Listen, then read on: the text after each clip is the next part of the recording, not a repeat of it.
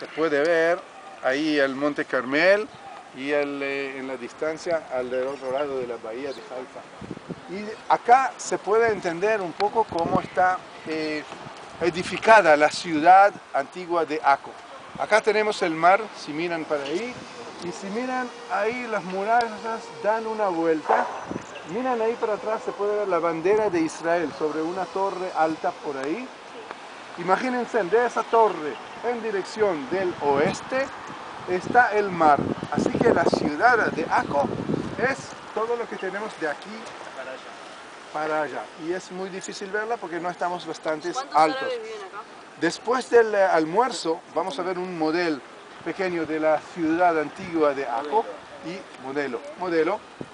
Gracias. Vamos a ver un modelo pequeño de la ciudad antigua de Acco y van a entender un poquito más cómo es. La ciudad de Acco, sobre la pregunta que preguntaste, la ciudad de Acco hoy es una ciudad mezclada. Tiene como 40-45 mil habitantes, pero la mayoría son judíos y un poco menos de como 30 o 35% son árabes, la mayoría musulmanes. En la ciudad antigua de Acco viven solo árabes, la mayoría de ellos musulmanes, un poquito de cristianos. ¿Los árabes se consideran acá? ¿Ah? ¿Los árabes se consideran acá? Digo, de todo el país acá es donde viven más árabes. ¿Como porcentaje te referís? Claro. No, voy a hablar sobre eso después. Ok, no me sacas de la pista de Acco y es la respuesta para eso es muy complicada, así que no entro en eso. Así que vemos ahí la torre.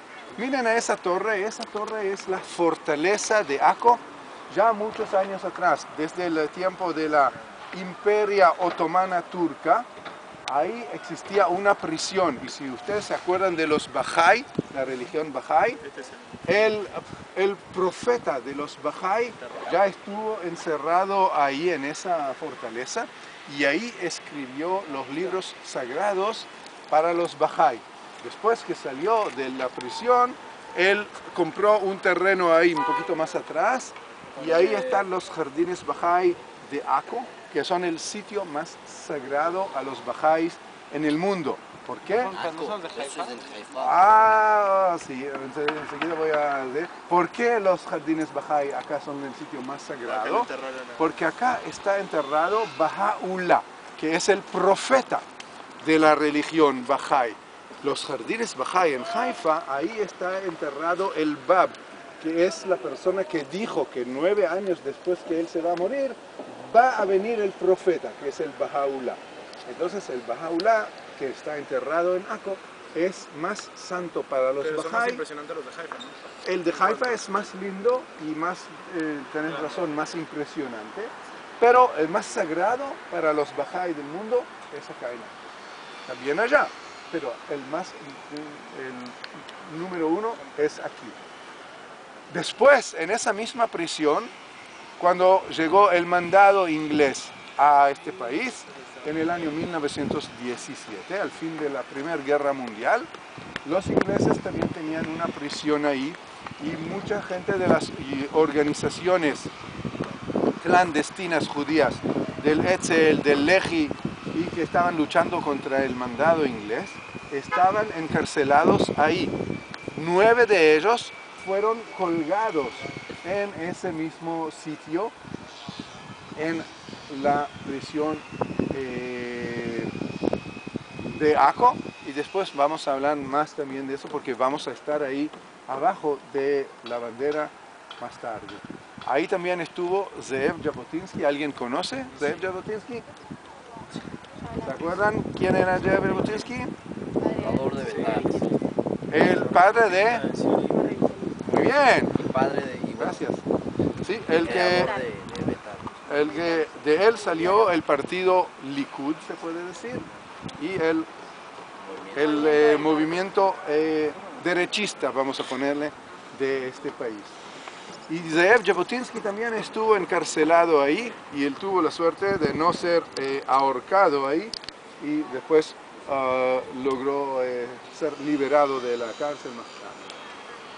¿Qué más vemos aquí que son puntos de interés interesantes en la ciudad de Akko?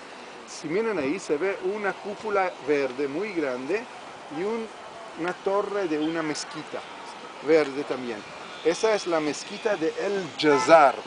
El Jazar es era el alcalde árabe que estaba controlando el norte del país y estaba encargado de colectar los impuestos para el gobierno turco otomano.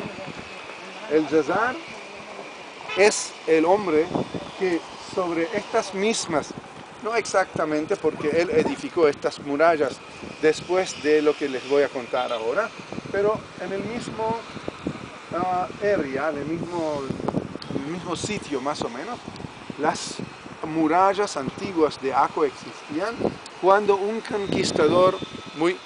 ¿Me estás fotografiando todo el tiempo? Grabando. Filmando. Bueno, un conquistador muy conocido que no logró conquistar esta ciudad. ¿Tienen una aldea aquí? Un día. Muchas gracias. Napoleón. El 20 de marzo del 21. Napoleón Bonaparte llegó acá,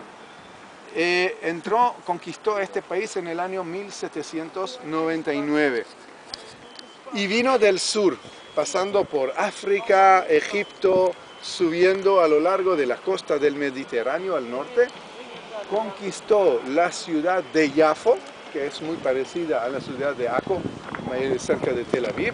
Tel Aviv, naturalmente, en esa época todavía no existía, solo la ciudad de Yafo. Después de conquistar Yafo, siguió adelantando al norte y edificó su asedio alrededor de las murallas de Akko.